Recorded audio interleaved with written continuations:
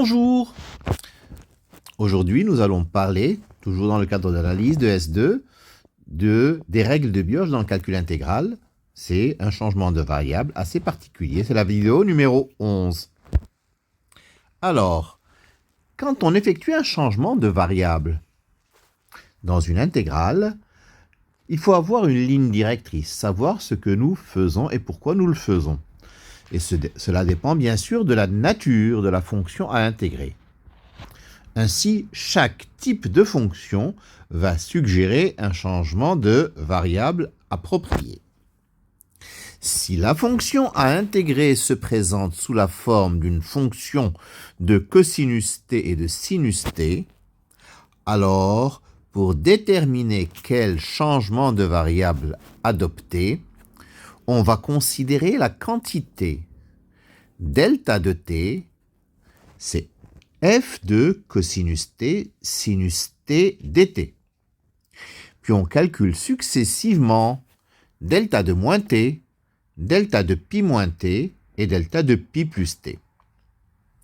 Si la première, delta de moins t, est égale à delta de t, donc le changement de variable que nous allons opérer est le suivant, u égale cosinus t. Si le changement de variable doit être sinus t, ça sous-entend que delta de pi moins t égale delta de t. Et si delta de pi plus t égale delta de t, le changement de variable sera u égale tangente t. Alors, je tiens à préciser que quand nous calculons delta de moins t ou delta de pi moins t ou delta de pi plus t, il faut faire attention que le d de moins t, c'est moins dt pour d de moins t, d de pi moins t, c'est aussi moins dt, et d de pi plus t, c'est dt. D'accord ? Mais si rien ne fonctionne, c'est-à-dire ni delta de moins t égale delta de t, ni delta de pi moins t égale delta de t, ni delta de pi plus t égale delta de t, on a toujours recours à faire le changement de variable u égale tangente t sur 2. Et rappelons que pour exprimer cosinus, sinus et tangente en fonction de tangente t sur 2, nous disposons des formules cosinus t, c'est 1 moins tangente carré t sur 2, sur 1 plus tangente carré t sur 2. Sinus t, c'est 2 tangente t sur 2 sur 1 plus tangente carré t sur 2. Et enfin, tangente t, c'est 2 tangente t sur 2 sur 1 moins tangente carré t sur 2. Ceci s'appelle les règles de Bioche. Alors, l'exemple numéro 1. Intégrale de 0 à pi sur 4 de sinus x sur sinus x plus cosinus x dx. Delta de x, bien entendu, c'est sinus x sur sinus x plus cosinus x dx. Delta de moins x, c'est moins sinus x sur moins sinus x plus cosinus x fois moins dx. C'est-à-dire sinus x sur moins sinus x plus cosinus x dx. Vous voyez bien que ce n'est pas delta de x. Donc, nous n'allons pas faire un changement de variable en cosinus. Delta de pi moins x, c'est sinus x sur sinus x moins cosinus x fois moins dx. C'est-à-dire moins sinus x sur sinus x moins cosinus x fois dx. Là encore, ce n'est pas delta de x, donc nous n'allons pas non plus faire un changement de variable en sinus. Delta de pi plus x, c'est moins sinus x sur moins sinus x moins cosinus x dx. C'est-à-dire sinus x sur sinus x plus cosinus x dx, c'est-à-dire delta de x. Nous allons donc opérer à un changement u égale tangente x. U égale tangente x, ça veut dire que du, c'est 1 plus tangente carré x dx. C'est-à-dire 1 plus u carré dx. Donc dx, c'est du sur 1 plus u carré. Sinus x sur sinus x plus cosinus x, si je divise en haut et en bas par cosinus x, j'obtiens tangente x sur tangente x plus 1. Donc, pour faire le changement de variable, il me faut également les bornes. Lorsque x vaut 0, u c'est 0. Lorsque x vaut pi sur 4, u vaut 1. Donc, notre intégrale devient intégrale de 0 à 1 de u sur 1 plus u, facteur de 1 plus u carré du. Alors, là, on est devant une fraction rationnelle que nous allons décomposer en éléments simples. Donc, nous allons décomposer u sur 1 plus u carré en éléments simples. Donc, la décomposition est a sur 1 plus u plus bu plus c sur 1 plus u carré. Méthode classique, je multiplie par 1 plus u et je fais u égale moins 1, valeur qui annule 1 plus u. Quand je fais ceci, j'obtiens directement a égale moins 1 demi. Ensuite, je multiplie par 1 plus u carré et je fais u égale i, nombre complexe. J'obtiens donc bi plus c égale i sur 1 plus i. Je multiplie par le conjugué en haut et en bas, ça fait i facteur de 1 moins i sur 2, c'est-à-dire 1 plus i sur 2. Donc ça signifie que c vaut 1 demi et b vaut 1 demi. b égale c égale 1 demi. Par conséquent, la fraction u sur 1 plus u carré vaut moins 1 demi fois 1 sur 1 plus u, plus 1 demi fois 1 plus u sur 1 plus u carré. Donc, l'intégrale de 0 à 1 de u sur 1 plus u carré du est égale à moins 1 demi de ln de 1 plus u, pour la première, plus 1 quart de ln de 1 plus u carré. Ça, c'est parce que j'ai dû séparer la fraction en deux, 1 sur 1 plus u carré, plus u sur 1 plus u carré. Et u sur 1 plus u carré, il me faut un 2u pour avoir la dérivée de 1 plus u. D'où la multiplication et la division par 2 pour avoir donc cette quantité. Et donc, nous obtenons 1 quart de 2u sur 1 plus u carré qui donne en primitive 1 quart de ln de 1 plus u carré. Le dernier terme, 1 demi de 1 sur 1 plus u carré, va donner 1 demi de arc tangent u, et le tout à prendre entre 0 et 1. Ce qui nous donne moins 1 demi de ln de 2 plus 1 quart de ln de 2 plus 1 demi de pi sur 4. C'est-à-dire moins 1 quart de ln de 2 plus pi sur 8.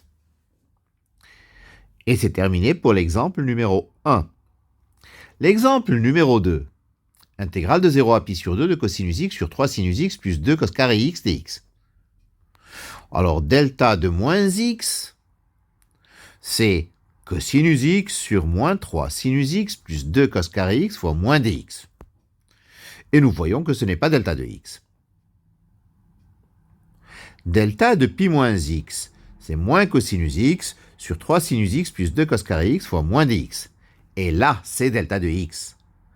Donc, nous allons poser u égale sinus x. Donc, du, c'est cosinus x dx. Quand x vaut 0, u vaut 0.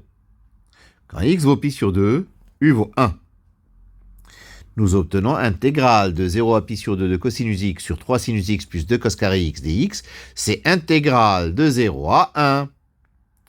Alors, cosinus x dx va donner directement du. Donc, nous aurons du sur 3u plus 2, 1 moins u carré, parce que cos carré x, c'est 1 moins sinus carré x, donc 1 moins u carré.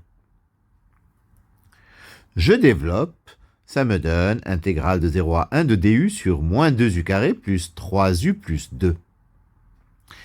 En considérant la quantité au dénominateur, son discriminant delta vaut 25. Donc les racines, je les calcule, sont u1 égale 2 et u2 égale moins 1 demi.